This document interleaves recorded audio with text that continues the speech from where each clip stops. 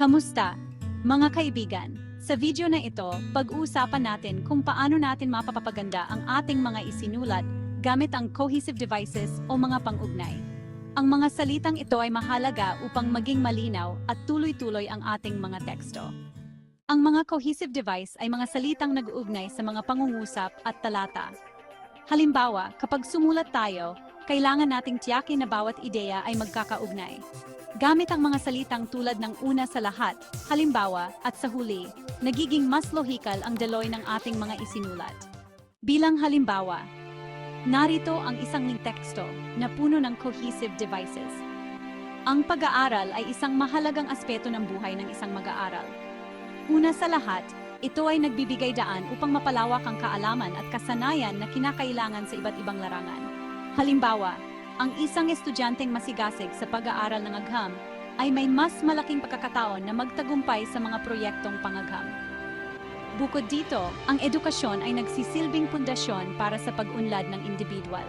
Dahil dito, maraming magulang ang nagpupursige na matiyak na ang kanilang mga anak ay nakakakuha ng dekalidad na edukasyon.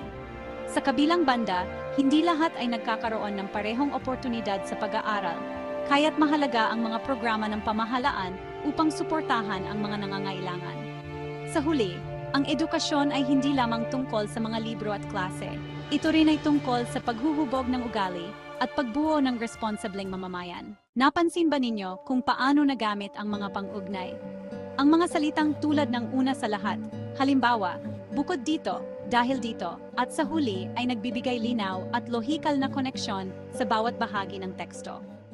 Narito ang ilan pang mga tip kung paano gamitin ang cohesive devices sa inyong mga sulatin. Gamitin ang una sa lahat upang simulan ang iyong argumento o ideya.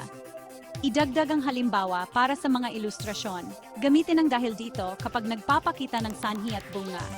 Isama ang sa huli para sa pagbubuod ng iyong mga ideya. Sana ay nakatulong ang video na ito sa inyong pagsusulat. Tandaan, ang paggamit ng cohesive devices ay isang epektibong paraan upang maging organisado at malinaw ang inyong mga teksto. Salamat sa panood at huwag kalimutang mag-subscribe para sa mas marami pang tips sa pagsusulat.